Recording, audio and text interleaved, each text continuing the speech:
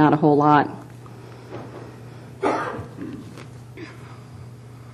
So I guess the point of some of that is just to share with you that if you have difficulty and the will of the administration is not with you, to work with the press, because they really do want this, and that's, I think, of critical importance throughout all of this process.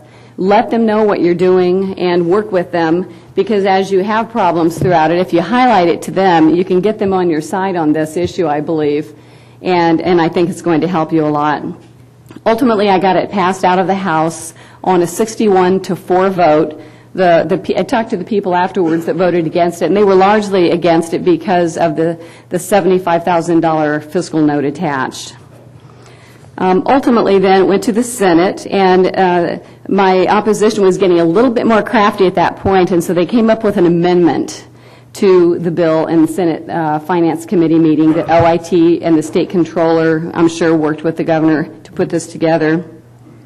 And the amendment said this: whereas access to each individual transaction is likely to hinder rather than foster the goal of accountability and transparency, the system may provide access to aggregated data.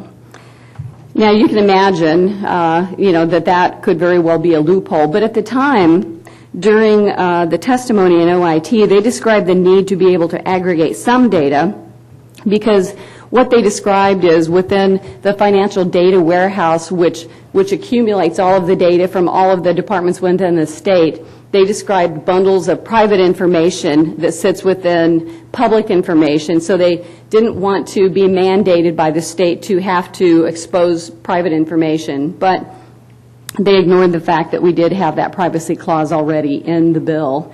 But they were able to convince the Senate finance members, in spite of that, to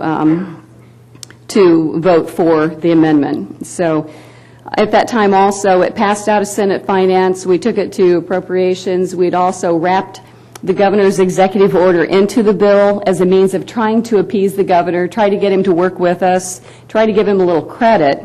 And at the same time, it took the $75,000 fiscal note out of it, because it would be charged to his department, not to the legislature. So that was sort of a plus, and it helped win back the 4 votes in the House, ultimately, that opposed the bill because of that.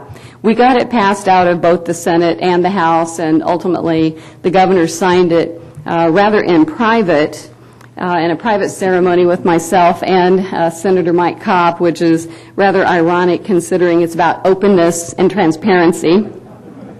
And I did talk to the press about that too, by the way.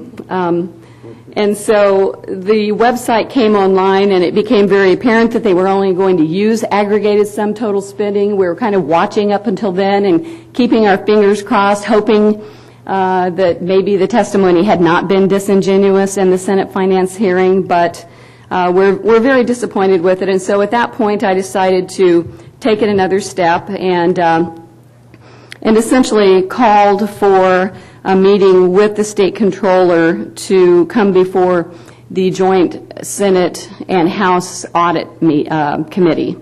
So the point in doing that was just to try to talk with him about the implementation of the bill, because I felt that he himself, personally, since he provides the information to OIT in terms of what they put up on the website, that he was subverting the will of the legislature and violating the spirit of the law in doing this. And of course, I notified the press before the audit committee about what I was doing and talked with them afterwards about it so they would understand what exactly was going on, and talked with him during that meeting about his involvement with the amendment as well.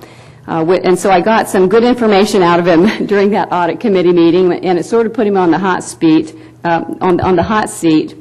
Afterwards, the governor's office asked me to come in and have a chat and wanted to know what I wanted. And essentially, what I told them is, what I want you to implement my bill properly.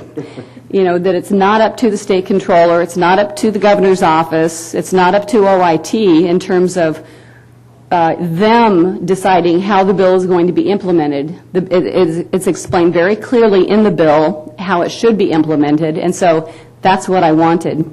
And of course, in spite of the fact that they said, well, sure, we'll go talk to the state controller, I haven't heard anything since. And so I don't have a lot of faith that they're really interested in implementing this properly. But I do plan to continue to fight it. And next year, I do plan to introduce another bill which will take the amendment out. And I will have good proof. I have recorded testimony of the Senate Finance meeting, and I've shared that already with a number of my colleagues.